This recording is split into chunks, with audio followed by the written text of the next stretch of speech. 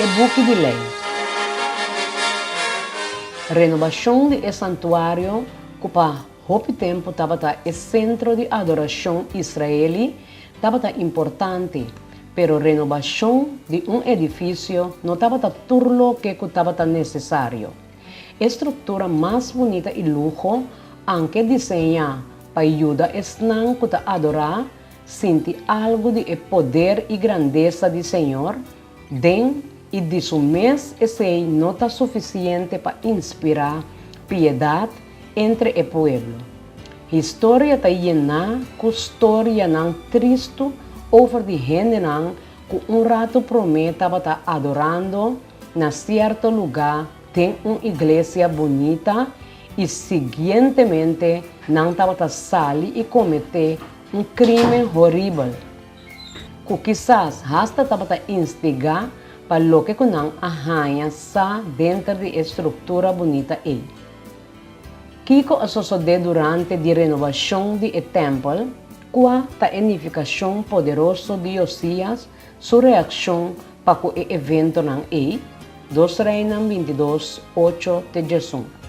E ora sumo sacerdote, Hilquias avisa Safan e escriba, me arranha o buque de lei tem a casa do Senhor, e Hilquias adona Safan e buque e ela lese. Safan e escriba abin cerca rei e a trece responde back para rei e avisa, bo servidona a sacatur e placa com a walo hanya de que casa e a entregar de que man de tragadona o tinha encargo de casa do Senhor. Además, Safan e escriba a conta rei bisando sacerdote Hilquias adonami buque e Safan a lese de presença de rei.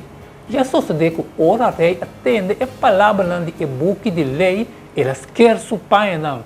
O mensagem hulda a rainha de Deus para o povo e para rei Osias, Kiko a palavra não aqui me serviça nós, hulda a comunicar o mesmo mensagem que Jeremias já a profetizar diferente viagem.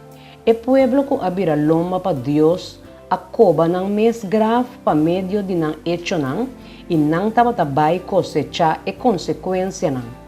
Josias nunca lo mira e contratempo e lo emuri na paz. Pa medio de Hulda, Senhor amanda bisa Osias que a ruína de Jerusalém no por a queda evitar. Hasta se o pueblo humilha ng mes delante de Deus, nang no por escapa ng castigo mas. Pa assim a largo tempo, não sentido não, abai muriendo dor de maldade. Se juízo não vingriba não, pronto não lo volve back na mesmo caminho pecaminoso.